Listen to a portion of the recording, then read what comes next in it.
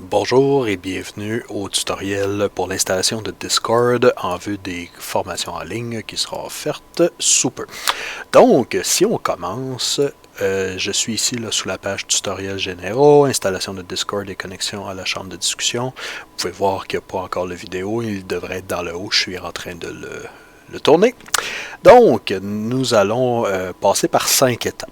Je les montre, il y en a une en particulier que je vais aller un peu plus vite, c'est une installation. Mais commençons par le commencement. Donc, téléchargez le logiciel Discord à l'adresse suivante. Alors, ce qu'il faut faire, vous sélectionnez, je vais m'arranger pour qu'il soit peut-être un lien pour cliquer, mais si vous ne voulez pas perdre votre page, là on ne le voit pas, j'ai fait clic de droit, j'ai copié, et là je vais aller dans ma barre, je vais faire coller, j'ai fait clic de droit, ou vous pouvez tout simplement le taper dans votre barre, ce que je vais faire, https barre oblique, et nous avons discordapp.com. Donc, vous avez ici une page qui vous offre, il devrait détecter en principe votre plateforme, qui devrait être soit Windows, Linux, dépendamment. Les principales distributions Linux sont supportées, qu'on parle de Debian ou je crois même les RPM, pardonnez-moi, c'est Red Hat est supporté, quoique il ne doit pas avoir grand monde qui travaille sur Red Hat. Pour ce qui est des tablettes, téléphones et compagnie, vous les retrouverez les applications dans votre App Store correspondant. Si vous êtes en Android, le Google Play Store, et en Apple, le App Store. Ceux qui sont sur d'autres plateformes telles que Fire Phone, je ne sais pas s'il y en a encore qui sont là-dessus, mais les Fire Phone, je ne suis pas certain qu'ils en ont une, mais vous pouvez passer par le magasin Android pour l'avoir. Et pour BlackBerry 10, malheureusement, je ne crois pas que ça se fait. Donc, pour les gens Windows qui vont correspondre à une majorité d'entre vous, vous téléchargez, pardon, il va commencer le téléchargement. Excusez-moi, on ne le voit pas, c'est dans ma barre du bas. Et il faudrait que je tasse mon image, mais bref, vous allez voir un fichier qui s'appelle discordsetup.x. Si vous êtes en Google Chrome, il va apparaître là. Sinon, bref, d'une façon ou d'une autre, il sera dans votre page de téléchargement. Donc, vous n'avez qu'à vous rendre dans téléchargement. Vous pouvez le mettre... Attendez un petit peu, je vais le trouver. Et je clique sur Discord. Je vais changer ma fenêtre lorsqu'il va apparaître. Ok, oui, dans mon cas, moi, ça ne marche pas parce qu'il est déjà installé. Mais bref, vous allez suivre les étapes de ce logiciel-là et il devrait vous faire passer au travers d'un processus qui va vous mener à terme à l'installation du logiciel. Alors, ce que vous pouvez faire, si vous le souhaitez, vous avez deux choix de créer un compte. Soit le logiciel d'installation va vous montrer comment le faire, là, il va vous donner dans le fond, l'option de créer votre compte, ou si vous préférez, vous pouvez le faire directement sur le site discord.com.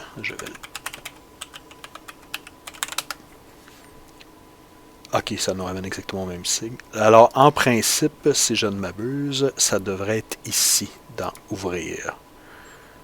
Et là, vous devriez avoir toutes vos... c'est comme l'interface en ligne pour ceux qui préfèrent l'avoir de la sorte. Oups, excusez-moi, j'ai tout fermé.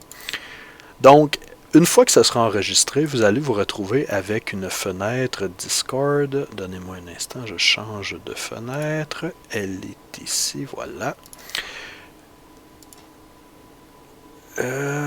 Discord, où est-il?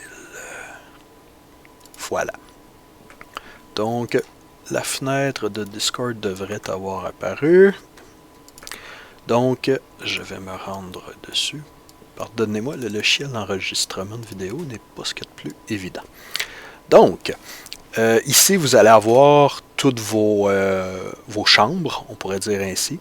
Alors moi, ce qui me concerne, là, ce sont mes amis que j'ai personnellement.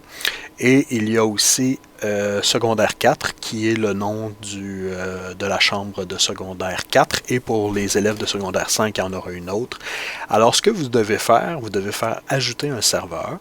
Et là, on va vous demander un choix. soit de créer votre serveur, soit d'en rejoindre un. Vous, dans votre cas, il est déjà créé. On va rejoindre le serveur. Et là, ils vont vous dire, vous devez avoir un lien d'invitation. Et ce lien d'invitation-là, je l'ai mis dans votre courriel. Je ne le montrerai pas là sur une vidéo publique, bien sûr, pour être certain que personne que je ne souhaite pas qui intègre la chambre puisse venir. C'est-à-dire que n'importe qui, en théorie, dans le monde pourrait venir gâcher notre cours. Mais bref, vous allez copier et coller ce lien-là. Et une fois que vous allez faire rejoindre, il devrait vous amener ici et vous devriez avoir une icône que je vais probablement changer d'ici peu, mais qui va s'appeler secondaire 4. Alors, vous ferez le tour et une fois que vous serez dedans, ce que vous verrez est essentiellement ce qu'il y a ici. Je vais essentiellement... Donc, il y a une partie ici qu'on voit mal un peu. Pardonnez-moi, je vais essayer de redimensionner.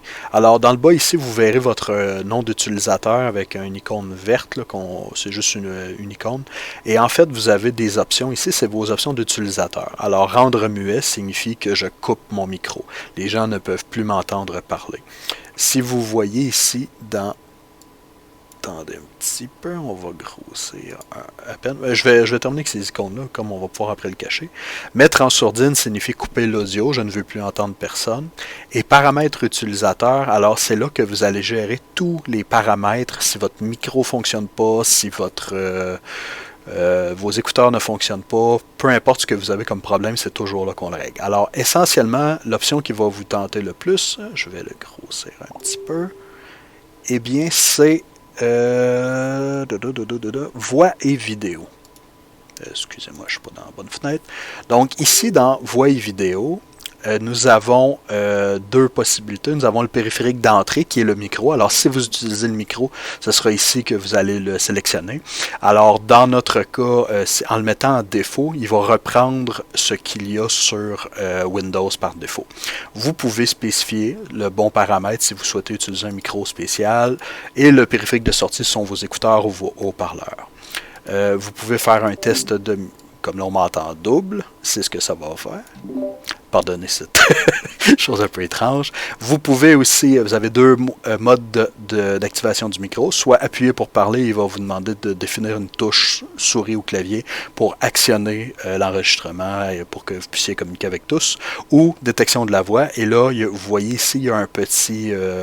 détecteur de tonalité. Je vous conseille pas honnêtement de le mettre en automatiquement parce qu'il... les niveaux de son changent constamment là, dans votre environnement. Si vous avez de quoi de très stable, vous pouvez peut-être le prendre. Mais moi, j'ai toujours eu du problème. Alors, je l'ajuste manuellement. Je regarde la barre jaune, c'est à partir du moment où est-ce que ça ne capte pas. Et il ne faut pas que ça dépasse trop non plus parce que ça va être très fort pour les autres et la qualité va être un petit peu mauvaise. Alors, pour la vidéo, vous n'aurez pas à vous en préoccuper parce que je vais les bloquer de toute façon par défaut. L'overlay, c'est tout ce qui est interface et compagnie. Vous irez voir, il y a les raccourcis, notifications, texte et images, bref, paramètres Windows. Vous en avez toute une panacée, mais celui que vous devez impérativement vous souvenir, c'est voix et vidéo. Alors, comment on fonctionne avec tout cela? Eh bien, assez simplement, vous avez ici des salons vocaux. Alors, quand vous allez arriver, vous serez dans Général et juste d'un clic gauche, vous pouvez passer à Classe en ligne. Et d'ici ce temps-là, je vais peut-être faire des sous-groupes si j'ai des élèves qui me font des demandes pour des projets particuliers ou quel que soit. Alors, choisissez le salon vocal qui vous convient. Il y aura également des salons textuels, c'est-à-dire que vous ne pourrez pas parler, vous ne pourrez que taper à l'ordinateur. Comment on tape à l'ordinateur? C'est ici. Dans cette petite barre-là, nous pouvons taper test et là, on peut se répondre. Il y a tout les GIFs, je vous avoue que j'ai pas utilisé ça beaucoup. Vous ne pourrez probablement pas inviter autant de gens que vous le voudrez parce que je vais l'avoir bloqué. Cependant, si jamais il y a quelqu'un qui a mal reçu le lien ou qu'il y a quelque chose qui ne fonctionne pas, écrivez-moi un courriel et je vais m'arranger pour que ça fonctionne. Alors, c'est essentiellement comment ça fonctionne. Alors, au plaisir de vous voir. Et s'il y a des questions, ne vous gênez pas à me contacter.